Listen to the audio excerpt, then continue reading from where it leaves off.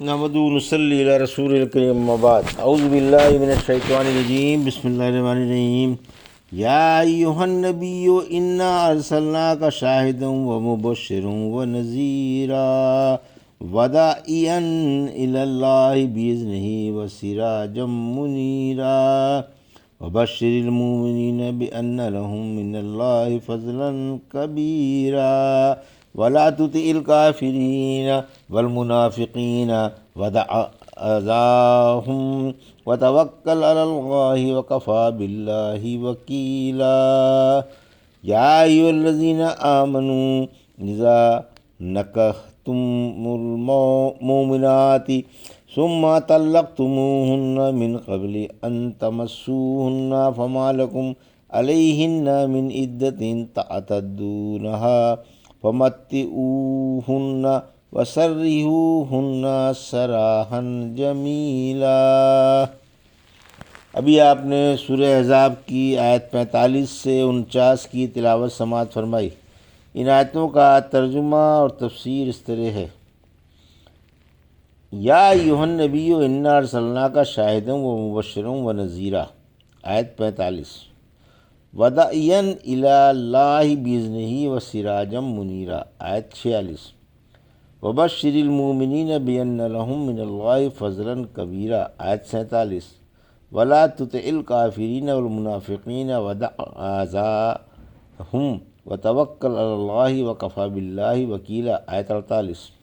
ترجمہ: اے نبی، یقیناً ہم نے ہی آپ کو گواہی دینے والا، مزدہ سنانے والا، ہوشیار کر دینے والا اور اللہ کے حکم سے اللہ کی طرف بلانے والا رسول اور روشن چراغ بنا کر بھیجا ہے۔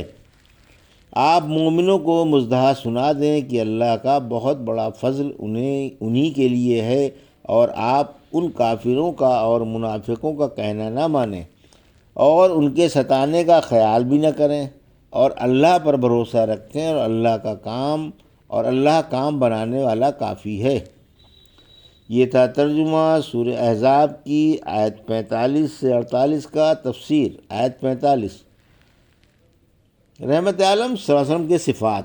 عطا بن یسار: میں نے عمر بن عاص سے پوچھا تو رات میں اللہ کے رسول صلی اللہ علیہ وسلم کی کیا کیا صفتیں ہیں؟ فرمایا، لو سنو، تو رات میں قرآن کی بھی بعض صفتیں آئی ہیں کہ اے نبی صلی اللہ علیہ وسلم، ہم نے آپ کو گواہی دینے والا، مزدہ سنانے والا اور ہوشیار کر دینے والا رسول بنا کر بھیجا، اور ان پڑھ لوگوں کی پناہ گاہ بھی آپ میرے بندے اور میرے رسول ہیں۔ میں نے آپ کا نام متوکل یعنی بھروسہ رکھنے والے رکھا ہے۔ آپ بد اخلاق، سنگ دل اور بازاروں میں شور مچانے والے نہیں ہیں۔ آپ برائی کو برائی سے نہیں ہٹاتے بلکہ معاف و درگزر کر دیتے ہیں۔ اللہ آپ کو اپنے پاس نہیں بلائے گا جب تک کہ آپ کے ذریعے ٹیڑھا دین سیدھا نہ بنا دے گا، اور جب تک لوگ لا الہ الا اللہ کے قائل نہ ہو جائیں گے، جس سے اندھی آنکھوں کو بینائی اور بہرے کانوں کو سماعت نصیب ہو اور پردے والے دل کھل جائیں۔ ابن عباس رضی اللہ عنہ فرماتے ہیں، جب یہ آیت اتری تو آپ علی رضی اللہ عنہ اور معاذ کو یمن بھیجنے کا حکم فرما رہے تھے۔ آپ نے فرمایا، جاؤ مزدہ سناؤ، نفرت نہ دلاؤ، آسانی برتو، سختی نہ کرو، کیونکہ مجھ پر یہ آیت اتر آئی ہے۔ شاید آپ کی صفت ہے، یعنی آپ اللہ کی توحید پر اور قیامت کے دن لوگوں کے عملوں پر گواہ ہوں گے۔ ہم آپ کو گواہ بنا کر لائیں گے۔ سورہ بقرہ کی آیت 143 میں، تاکہ تم لوگوں پر گواہ بن جاؤ اور رسول تم پر گواہ بن جائے۔ آیت 46 سے 48، مبشر و نذیر بھی آپ کی صفت ہے، یعنی آپ ایمان والوں کو بڑے ثواب کا مزدہ سناتے ہیں اور کافروں کو بڑے عذاب سے ڈراتے ہیں، اور اللہ کے حکم سے لوگوں کو ان کے رب کی عبادت کی طرف بلاتے ہیں۔ آپ جس بڑے حق کو اور جس قرآن کو لے کر آئے ہیں وہ اپنی چمک و دمک میں روز روشن کی طرح ہے، جس کا انکار دشمن اور ضدی ہی کرتا ہے۔ چونکہ آپ بشر ہیں، اس لیے مومنوں کو بشارت دے دے کہ ان پر اللہ کا بڑا فضل ہے اور وہ تمام امتوں میں بہتر ہیں۔ یعنی آپ کافروں اور منافقوں کی باتیں نہ مانیں بلکہ سنیں بھی نہیں، نہ ان کی ایذاؤں کا خیال کریں، ہر کام میں اللہ ہی پر بھروسہ رکھیں، اللہ ہی کافی ہے، وہی آپ کے سارے کام بنا دے گا۔ یا ایھا الذین آمنوا اذا نکحتم المؤمنات ثم طلقتموہن من قبل ان تمسوہن فما لکم علیہن من عدۃ تعتدونہا فمتعوہن وسرحوہن سراحا جمیلا۔ آیت 49۔ ترجمہ: اے ایمان والو، جب تم مسلمان عورتوں سے نکاح کر لو پھر انہیں ہاتھ لگانے سے پہلے پہلے طلاق دے دو تو ان پر تمہاری کوئی عدت نہیں جسے شمار کرنے لگو، لہٰذا انہیں کچھ دے دلا کر خوبصورت طریقے سے رخصت کر دو۔ یہ تھا ترجمہ آیت 49 کا۔ تفسیر: صحبت سے پہلے طلاق پر عدت نہیں۔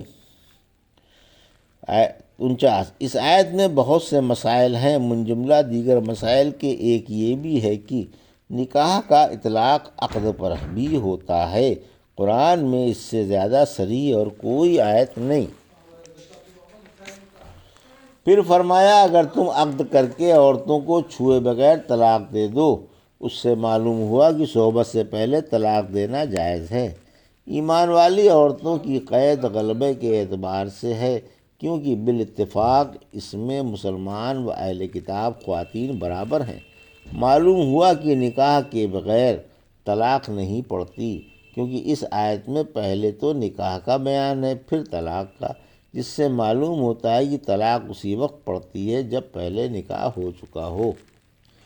ابن عباس فرماتے ہیں اگر کوئی یہ کہے کہ جس عورت سے میں نکاح کروں اس پر طلاق ہے تو یہ کچھ نہیں، کیونکہ اللہ تعالیٰ فرماتا ہے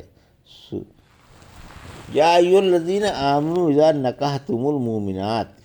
ایک روایت میں ہے کہ تم دیکھتے نہیں کہ طلاق نکاح کے بعد ہے، اور ایک روایت میں ہے کہ نکاح سے پہلے کوئی طلاق نہیں۔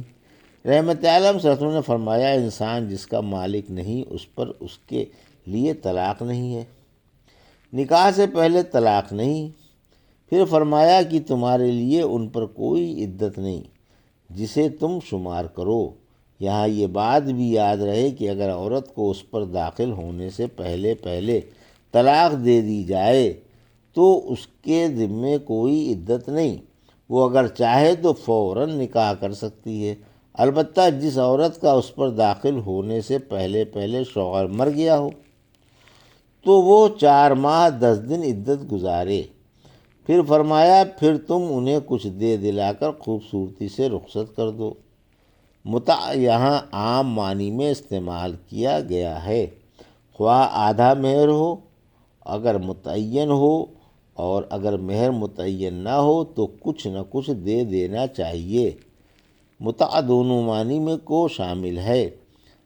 سورہ بقرہ کی آیت 237 میں فرمایا اور اگر تم انہیں ہاتھ لگانے سے پہلے پہلے طلاق دے دو اور تم ان کا مہر مقرر کر چکے ہو تو آدھا مہر دے دو۔ سورہ بقرہ کی آیت 236 میں فرمایا تو اگر تم عورتوں کو بلا ہاتھ لگائے یا بلا مہر مقرر کیے طلاق دے دو تو کوئی حرج نہیں، اور انہیں کچھ دے دلا دو وسعت والے کے ذمے اس کی حیثیت کے مطابق ہے، اور تنگ دست کے ذمے اس کی حیثیت کے مطابق حسب دستور کچھ دینا خوش معاملہ لوگوں کے لیے ضروری ہے۔ یہ تھا سورہ احزاب کی آیت 45 سے 49 کا ترجمہ اور تفسیر جو ابھی آپ نے سماعت فرمائی۔ بارک اللہ لی و لکم فی القرآن العظیم و نفعنی وایاکم بآیات الذکر الحکیم۔